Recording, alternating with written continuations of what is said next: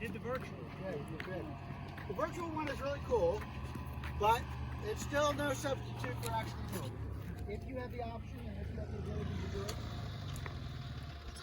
the biggest single difference between VIR and other racetracks is the three-dimensionality of the racetrack. Not only does it go left and right, not only is there a camber gain and camber loss, but there is also elevation changes within the corner, sometimes several. And this affects adversely the ability of the car to accept control inputs. There is no more frustrating corner for a lot of drivers than VIR turn 1. And the reason why is because as people try to go quicker, they try to grab the handle by the hammer by the wrong end. They grab it by the head instead of the handle. So by that, I mean they try to push the entry speeds to get the speed. But the problem is they really need to work with the end in mind back. Nowhere is it more evident here that the area of just, if I drew a straight line between me and the back of that Chevrolet black pickup, that section of the track is between 24 and 30 inches lower than this section. Where the GMC Denali is also 24 inches below where I'm standing right now. So what happens is, you can see that the front straight undulates. And why it's important on a big, heavy, fast car to apex, turn 18, which is the kink in the front straight. The reason why is because as you go through that kink, the road drops away, and a big, heavy front engine, very powerful car like a Dodge Viper or other big GT car will actually wash right out and can go off the circuit. Now, you come back up after the start-finish line, and then you begin to fall, the road begins to fall away between the 5 and the 6 marker, coming down into the brake zone. But the last sign we see is the arrow. The next sign is the 1 mark. The next sign is the 2 mark. So between the 2 and the 3 mark, the road begins to rise. So even if the car becomes unstable, with sudden application of maximum brake pressure in this brake zone, you can feel comfortable and confident in the fact that the road will rise and you will get a compression that is available to you at the end of the braking zone. Why is this important? Because a majority of drivers are finished braking and back to the throttle way too soon on this corner. The reason why is because it is more than 180 degrees to get through here. It's actually very similar in geometry to Summit, turn 1, turn 2. This idea of an increasing radius exit, but a tight entry that requires accuracy and good car placement. We all start out braking in a straight line, turning in quite late, apexing at the very end of the inside curving, and then driving straight out. In big, heavy, powerful cars, we want to be able to get the car pointed in the direction we want to go and then pull the trigger, whack the throttle, like pulling the trigger on a gun to drive as fast as you can out of 1 up to 3. But if you are early here, if you are against the curving too soon, what happens is the road continues to fall away, and quite significantly after the end of the inside curbing, the car develops an understeer, which is why no grass grows on the outside. So the goal here is control your speed. The ultimate goal would be to move your braking zone in such a way. Dion von Moltke put this in very good terms. Most people go to throttle too early. And we all, when we're done braking, we think, oh, I got to go to throttle. I'm not on the brake anymore. I got to go to throttle. Well, that can be very counterproductive here. If you are off brake back here, you are just along for the ride, twiddling your thumbs all the way down to this apex area. longer the corner and the tighter the radius, the longer the apex area should be. Which means that I'm asking people to be against this inside curving for 4 to 6 car lengths up to the end. Okay?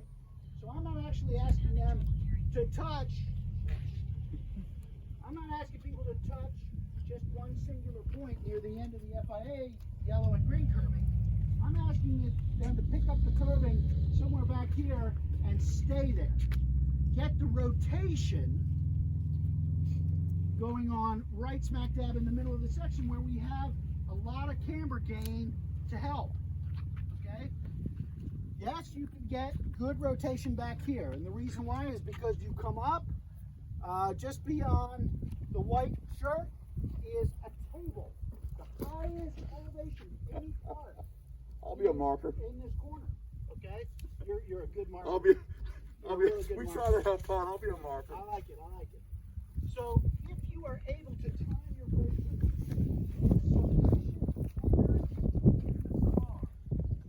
by that I mean sufficient speed and forces acting on the car to make it slightly unstable, you can time your brake release so that you're right where he is, and that finish of the brake release finishes the rotation and allows the car to point inside its curving.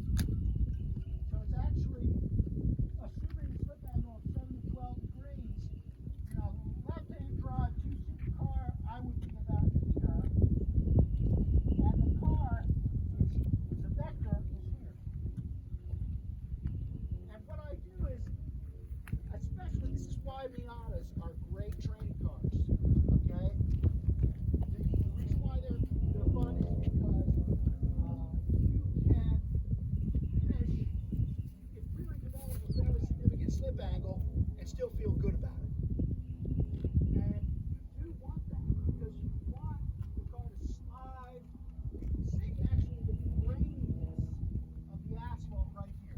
And this section of the grain that is more matte than polished is the area where the heaviest outside loading of the outside tires of all the most powerful cars are, because it's actually sucking the aggregate and the binder between the stone out and causing it to be rough right here.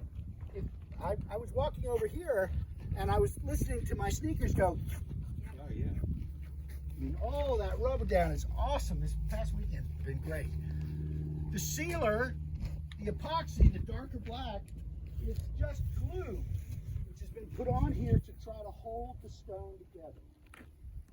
But as you come through here, it is super important for that right front tire to begin to pick up the curving right around here. And you can tell that because of the discoloration on the stone. Every one of these inside curves is the original curving that was laid in October of 1999. The top section is usually a little wider on most of the other curving, but the pitter patters, so there's this groove, then there's the top. In the two big repaves that have been done, the level of the asphalt has risen in comparison to the curving. So it's much easier and much less injurious to the car to use some of the curving now than it was before the repave, the first repave in December of 2013. And then the second one in the middle of 2016. So as we walk back to our cars, I want you to look very, very carefully at how much the road drops away 2 to 3 car lengths after the end of the curbing. And this is why people who are wide of this apex or early on this apex are just hung out to dry. So the goal really should be to try to keep the right front against the curbing for as long as you can. You can see that the inside grass has actually been worn away from this past weekend. And honestly, that is the goal. Because what you're doing is you are driving the car off the apex with your right foot. You want to control the exit radius with your acceleration, and you're basically anticipating throttle pickup and walking the car out to the left, not unwinding the wheel. And this is an awesome corner when you get it right. And in a very powerful car, it feels like you're walking on a tightrope all the way out to the left edge of the road. Now, the goal is to track out left of center, almost at the beginning of the second inside curve. The second inside curve is a mistake. When we put the stakes in 1999, we put in there Krause and the track, I can't remember her name, the track rental woman, a very good DE driver.